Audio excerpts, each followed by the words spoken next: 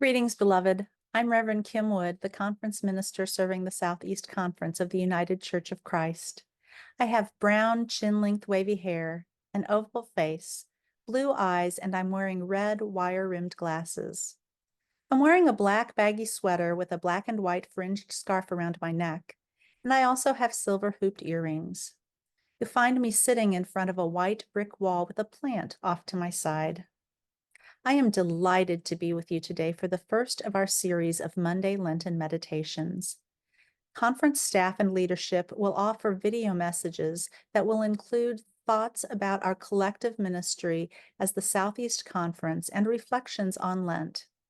You'll hear from conference moderator Reverend Richard Barham, Associate Conference Minister Heather Fosberg, and others as we journey together through this season of Lent, a time set aside for preparation, exploration, and engagement as we move one step at a time toward the cross, the tomb, and the resurrection of Jesus Christ. The revised lectionary scripture texts that marked the beginning of this week were rich in story and message, but one stood out to me, and I share it now as presented in the Inclusive Bible, the first egalitarian translation. Hear these words from the 9th chapter of the book of Genesis, verses 8 through 17. God then said to Noah and his family, I hereby establish my covenant with you and with your descendants after you and with every living creature that is with you, birds, cattle, and the earth's wildlife, everything that comes out of the ark, everything that lives on the earth.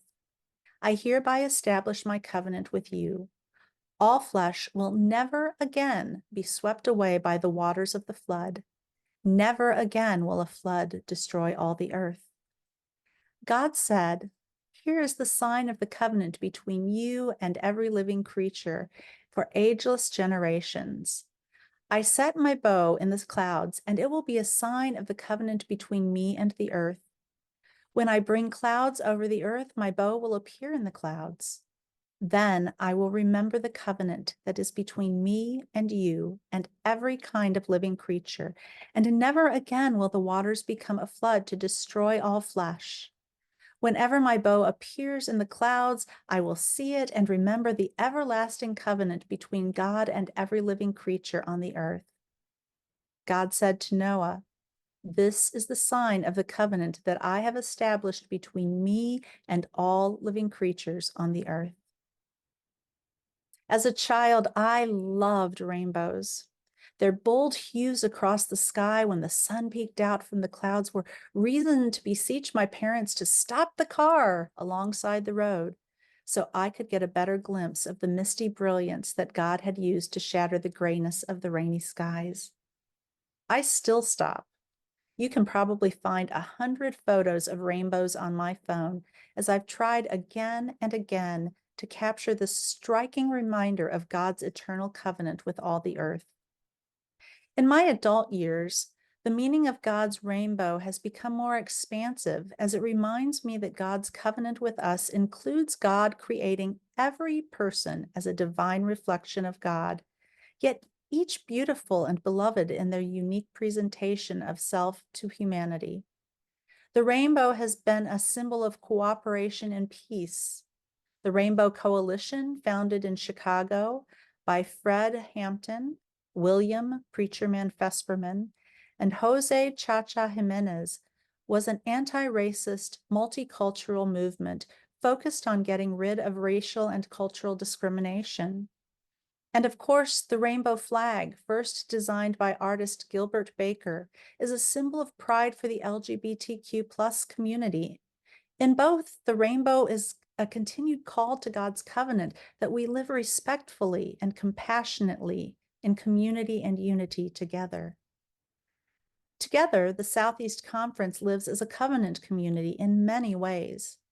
Many of our congregations are on the front lines of the struggle for racial and cultural equity. Others focus on creating a just world for all by seeking environmental justice. Still others engage in the right for women to make decisions for their own bodies and selves, or the right to establish housing, educational equity, the need to eradicate hunger, safe and fair working conditions for laborers, the right to equitable medical care for all people, and so much more. We are diverse in who participates in our local churches, and yet we are one body. Another way that we are diverse is that many of our congregations in the Southeast Conference are designated as open and affirming, and some, for a variety of reasons, are not. And yet, since 1966, we have served together as a covenant community, learning about one another and strengthening our relationships, ministering side by side, and growing as we have supported one another in our various settings and come together to be a diverse presence of the United Church of Christ in the South.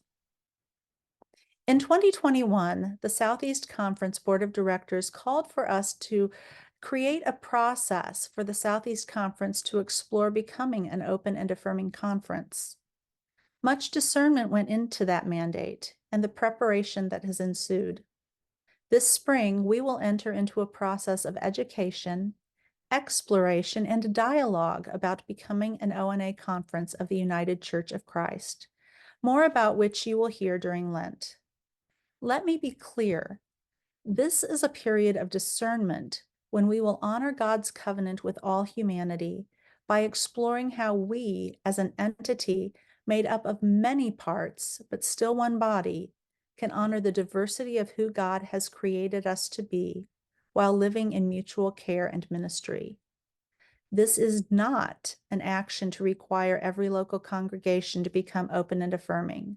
As always, our governance includes both covenant and autonomy.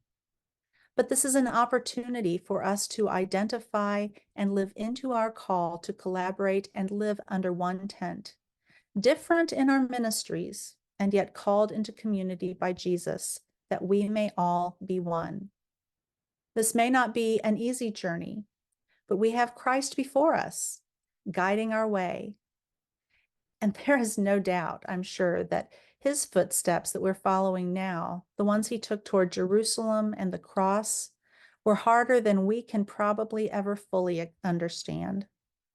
And just as that path Jesus walked proclaimed the strength and providence of God's covenant with all the earth, I have no doubt that our discernment, and however it is that God calls us to continue together as the Southeast Conference, will be yet another reflection of the covenant of God's enduring love.